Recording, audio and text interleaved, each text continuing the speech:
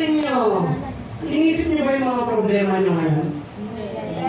Iniisip nyo ba yung kakainin nyo bukas ngayon? Iniisip nyo ba yung mga assignment nyo? Kasi wala na pasok.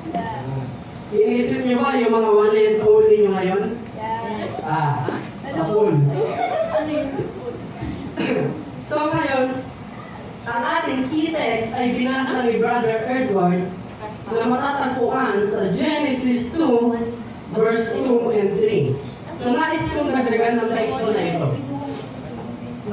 Gusto kong mamili ng mga magbabasa.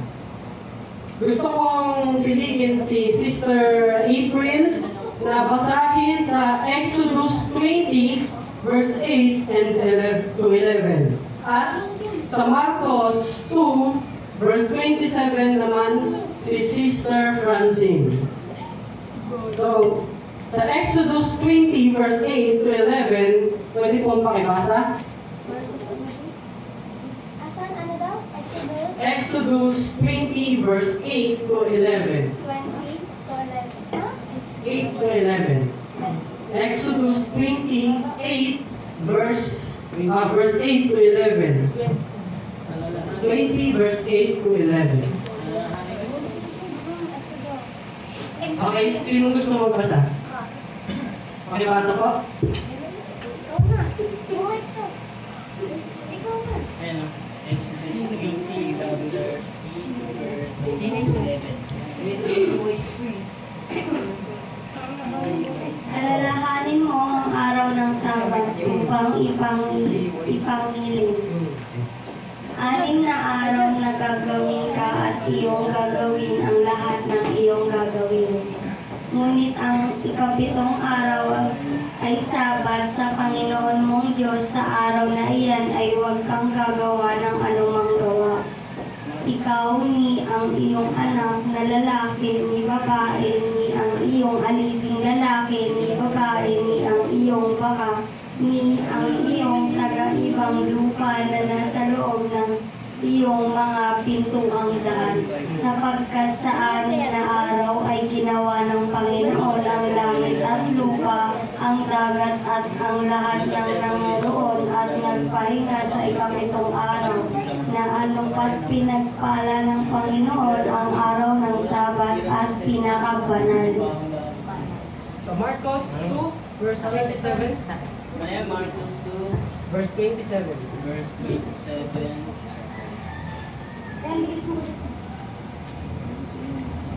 Marcos 2.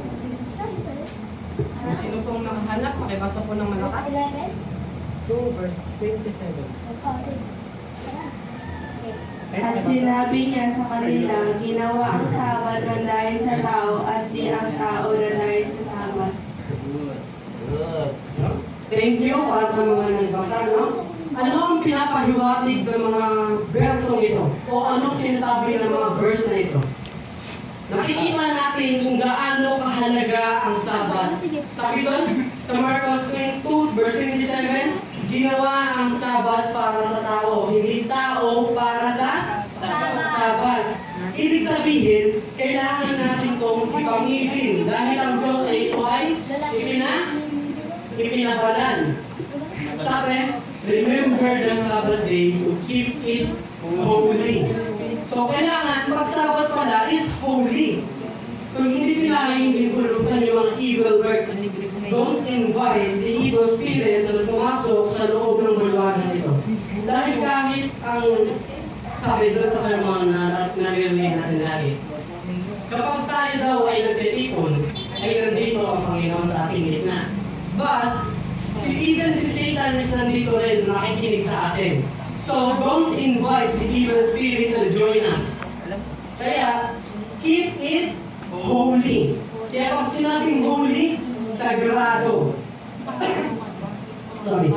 Mga kapatid, tayo po ay narito upang pag-usapan hindi lamang ang isang utos, kundi isang regalo.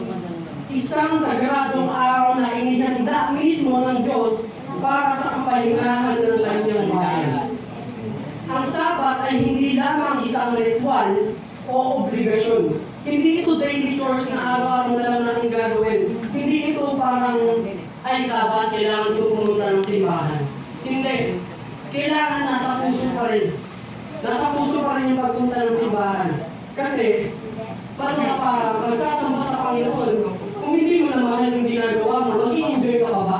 Makikip mo pa ba na holy yung Sabat kung hindi mo na i-enjoy yung gawa mo?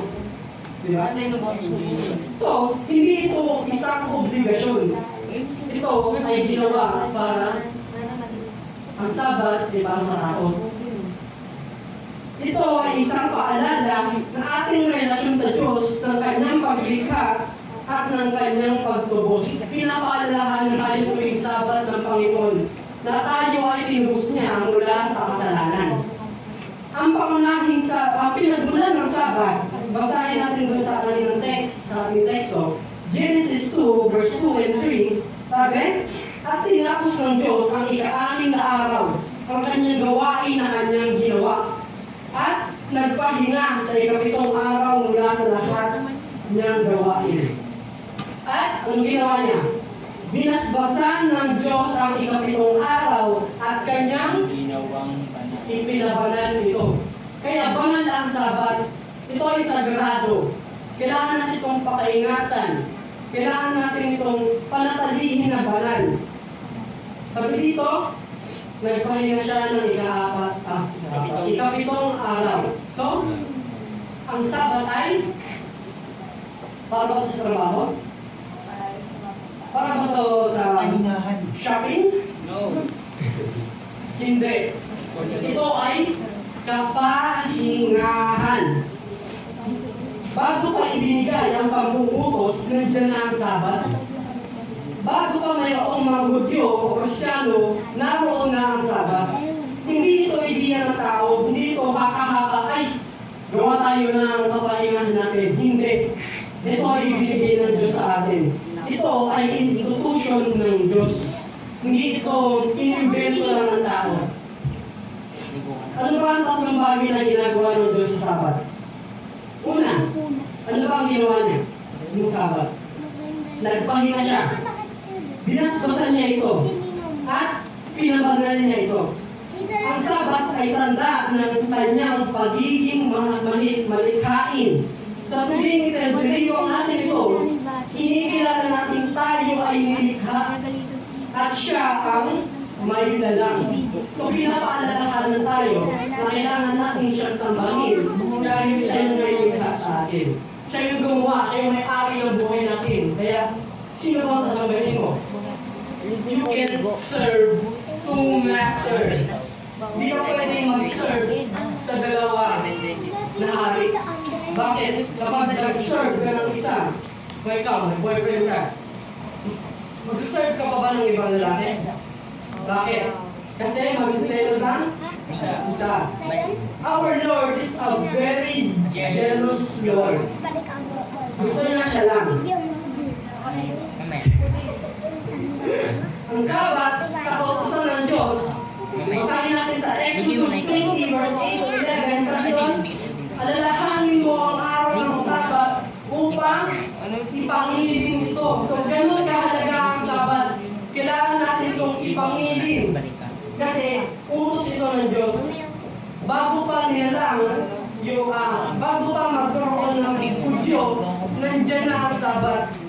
Nauna na ang Sabat kasi ito ay binigay para sa tao. Sa 10 utos, ang Sabat ay tanging utos na nagmumula sa alalahanin mo. Bukod doon, may alam mo ba kayong utos na nagsisimula sa word na alalahanin mo? Bakit ito nagsimula sa word na alalahanin mo? It means, Sabat is very important. Kasi, alam ng Diyos, bakit ba alalahanin mo? Dahil alam ng Diyos na ang tao ay madaling makalimot. Tayo ay nakakalimot. Sa mundo ngayon na puno ng abala, karera, negosyo at kaguluhan, madalas nakakalimot ang tao na ang Diyos ang sentro ng buhay. Maraming tao ang nakakalimot sa Diyos. Pansinin nyo, lumabas kayo dyan. Tanongin nyo sila. Tanungin niyo sila kung ano yung pinapangilin nila tuwing linggo. Karamihan sa may trabaho ngayon, even na Christians, sahod ng linggo. Sahod ng linggo, no? Thank you for watching Bondoy Reality TV. Subscribe, like, and share.